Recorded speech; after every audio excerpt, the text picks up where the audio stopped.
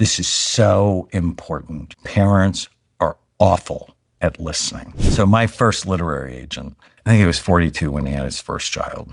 And he's like, my daughter, she's 2. Laura never wants to be with me. I come home, she completely ignores me.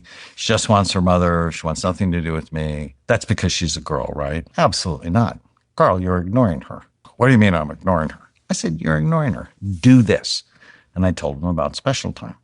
And he's like, that won't work. I'm like, negativity bias. I'm like, oh, great. You represent an idiot. You represent me and you're telling me it won't work. I said, do this. It works. And I'm going to call you in 3 weeks. So I wrote him in my appointment book. And 3 weeks later, I called him. Carl, it's Daniel. Daniel, she won't leave me alone. All she wants to do is be with me. As soon as I get home, she grabs my leg and wants her time. I'm like, I told you, it works. Time, actual physical time. And then shut up, listen.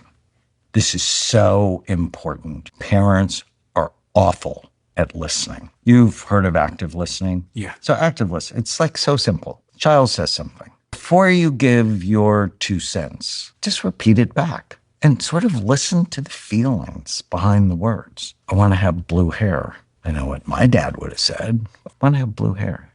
No way in hell, as long as you live in my house, you can have blue hair. But what does that do? It just shuts down the conversation or starts a fight. Like, oh, you want to have blue hair? And then just be quiet. And then the child might say, everyone's doing that. My dad would say, I don't care what anyone else is doing. As long as you live in this house, you're not going to have blue hair. If they're going to jump off a cliff, are you going to go with them? Not helpful.